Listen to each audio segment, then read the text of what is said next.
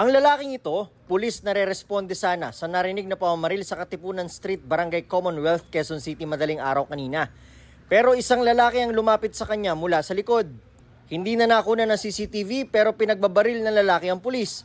Agad namang rumesbak ang isa pang kasunod na pulis. Nabaril din ang lalaki na maril sa kanyang kabady. Patay ang pulis na kinilalang si Patrolman Harwin Courtney Bagay. Patay rin ang sospek na inaalam pa ang pagkakakilanlan. Ayon sa isang saksi, sunod-sunod na putok ng baril ang narinig nila. Sa ito yung pulis, pasugod na.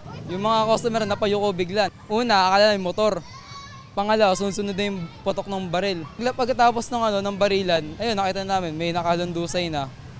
Tapos yung isang pulis, nakasakay na sa ambulansya.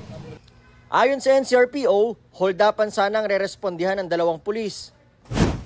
Dito nakaposte yung mga pulis nang may marinig na putukan at nang re-responde sana, tumakbo sila sa bahaging ito kung saan isang lalaki ang nakasalubong nila na nagtuturo kung saan umano tumakbo ang nagpaputok. Pero ang nagturo, siya palang hold-upper at ang siya ring nagpaputok. Kaya pagtalikod ng pulis, ito rin ang bumaril sa kanya. Hindi po kasi nila identified kung sino pa yung suspect. So doon po sila napalapit. Tapos sabi po sa kanila ng suspect, Sir, doon tumakbo. Okay, tapos po. itinuro po sila sa direction ng Katipunan Street.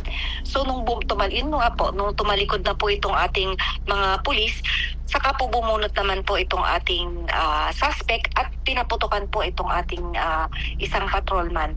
Tama sa braso na tumagos sa dibdib ang tinamo ni Patrolman Bagay. Although meron na po siyang mga tama, naka-retaliate pa po or naka-fire back pa po itong ating police dito sa ating suspect. Tinulungan din naman po siya nung kanyang kabady at matapos po yun ay naitakbo pa po ng ospital. Sugatan naman ng food cart owner na hinold up ng lalaki.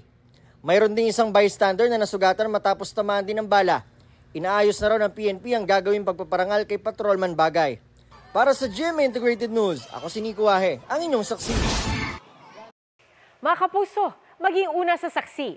Mag-subscribe sa GMA Integrated News sa YouTube para sa iba't ibang balita.